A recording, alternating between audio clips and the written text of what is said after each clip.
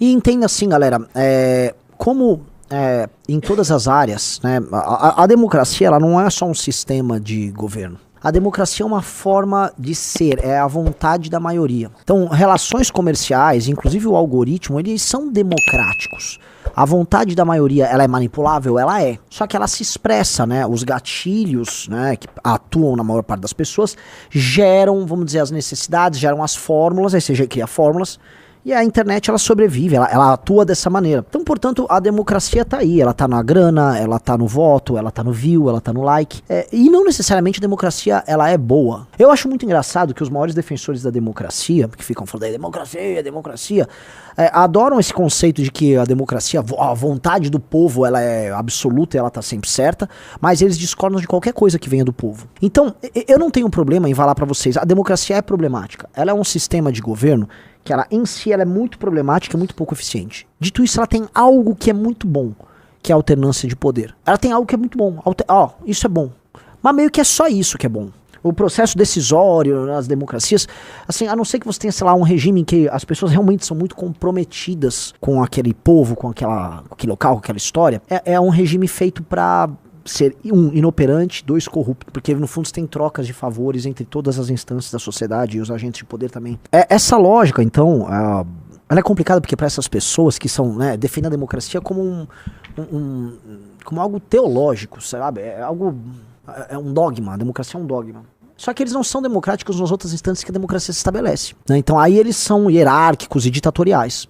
Então, eu defendo a democracia, eu amo a democracia, tá? Mas você vive no país do Pastor Mirim, tá? Do Pablo Marçal. Tudo que for democrático terá consequências. Por exemplo, uma população que decide e pensa merda, a maior parte do tempo, tomando decisões merda e querendo fazer coisas merda, e aí a vontade delas vai indo. Tem um problema, e aí entra porque que, né, eu sou um democrata, mas eu sou um democrata explicando os problemas da democracia. Que em inúmeras instâncias não dá pra ser muito democrático, porque você tem que acreditar que existem hierarquias de valores. E as hierarquias de valores existem. E também existem hierarquias entre pessoas. Existem pessoas melhores do que outras, em todas as áreas da vida. Existem pessoas que vão jogar melhor futebol umas que as outras, certo? Umas vão correr melhor, outras vão nadar melhor. Outras serão profissionais de uma determinada área melhor. Outras serão pessoas, do ponto de vista valorativo, melhor.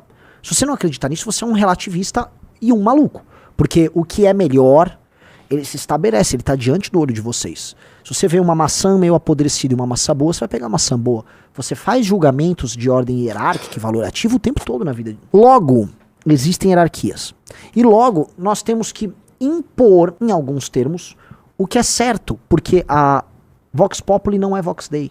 A voz do povo não é a voz de Deus. A voz do povo se engana. E essa hiperdemocratização que a gente vê em tudo tem consequências maléficas. Então a gente fica aqui naturalizando o Oruan e o crime. E aí você tem que falar, olha, teria que ser, isso aqui cruzou uma linha, tá? Eu não vou ouvir muito, assim, se nos derem poder, se nós chegarmos ao poder um dia, eu não vou ouvir muito assim, eu tenho uma opinião a dar sobre... Não tem muita opinião a dar. A gente vai chegar ao poder para destruir o crime organizado e destruir esse sistema de valores maligno. Senão a gente tá maluco. Porque uma parte da população brasileira topa ser administrada pelo crime organizado. Eu vou repetir, uma parte da população brasileira topa ser comandada pelo crime organizado. Aí, cara, não tem muito acordo, não é uma opinião política divergente. Vocês entendem isso? Não é uma opinião política divergente. É tipo assim, um cara tá em Israel, eu quero ser governado pelo Hamas. Não, mas você vai morrer. Dane-se, eu gosto do Hamas. Eu quero ser governado, mas você é judeu! Eu quero ser governado pelo Hamas. Eu tenho uma opinião aqui. Cara, você não pode ter essa opinião. Nós temos que eliminar o Hamas. É o que eu penso.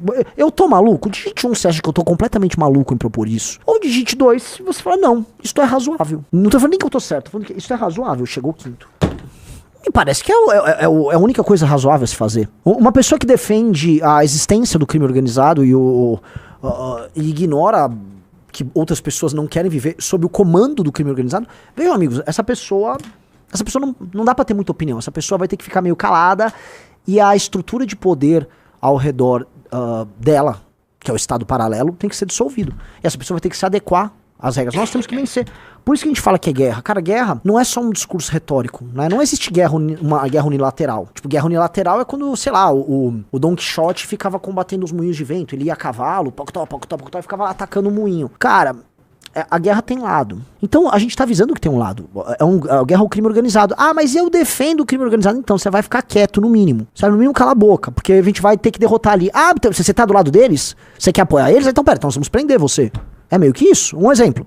Existem ONGs que recebem dinheiro do exterior. Recebem dinheiro lá do George Soros, da Fundação Ford, da Fundação Rockefeller, para proteger o crime organizado. Inclusive essas ONGs atuam em coordenação com as ONGs do PCC, definindo a mesma agenda do PCC e do Comando Vermelho, não só no Congresso Nacional, mas lá no Poder Executivo, especialmente nesse governo do PT. Essas ONGs, num governo nosso, elas têm que ser encerradas. Elas têm que ser fechadas e os seus administradores investigados, e tem que ser proibido de entrar esse dinheiro que está basicamente financiando o assassinato de brasileiros. Dinheiro do George Soros no Brasil financia o assassinato de brasileiros. Você tem uma correlação direta, porque a gente não consegue avançar numa agenda penal minimamente justa para nós brasileiros, porque existe um lobby desgraçado, gigantesco, que defende o narcotraficante no Brasil. Existe uma correlação. Não adianta fingir.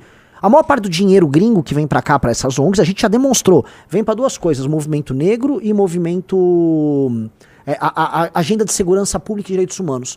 Quando eu olho tanto a ONG, quase todas de movimento negro, e essas ONGs de direitos humanos / direito penal mínimo, elas andam juntas. Elas tocam os mesmos projetos, elas defendem a mesma agenda.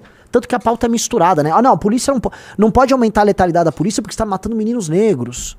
Sempre isso, eles misturam os assuntos. Então, dado que eles misturam os assuntos, dado que vai ter que brecar, certo? É meio um tanto quanto óbvio. Então esses caras, ó, tá interrompido isso aqui. Quando a gente fala guerra, é guerra. Tem lado. Ó lá, a ONG, essa aqui acho que é uma que mais recebe dinheiro, não é? Conectas recebeu 34 milhões de reais, segundo esse site aqui, o site montecastelo.org. Associação Conectas, 34 milhões de reais entre 16 e 23. E tá lá falando exatamente o que você falou agora. A força do Estado contra negros e pobres. Ai, população prisional. Foco nesse frame. Ela defende, de um lado, direitos humanos e questões prisionais, a terceira maior população prisional do mundo, e do lado, tema racial. Entenderam? Eles misturaram os assuntos. O tema racial é usado como justificativa para o direito penal mínimo. Você mistura os dois assuntos e aí tá beleza, né? Aí vamos que vamos. Veja, não vai dar pra ser leniente com isso. Nós estamos há décadas a fio, sendo alvo, sendo vítima desse tipo de política, e ela não dá certo. Ela não dá certo. E se ela tivesse dado certo, nós teríamos visto uma queda dos números na segurança pública, não só de assassinatos, mas, sei lá, no avanço das organizações criminosas através de áreas e territórios pelo Brasil. Então, o PCC diminuiu ou aumentou a área de atuação? O Comando Vermelho diminuiu ou aumentou a área de atuação?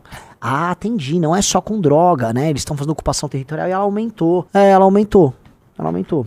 E aí? Reparem uma coisa também, como esses caras na questão carioca, eles só focam nas milícias. Ah, e o problema das milícias e o problema da polícia. Não, legal, é bem problemático mesmo. Estamos com vocês nisso. Mas e o tráfico? Ah, não, aí prender demais é ruim. Não, veja só punir. Não, olha a inteligência... É complicado isso, né, galera? É bem complicado, ó.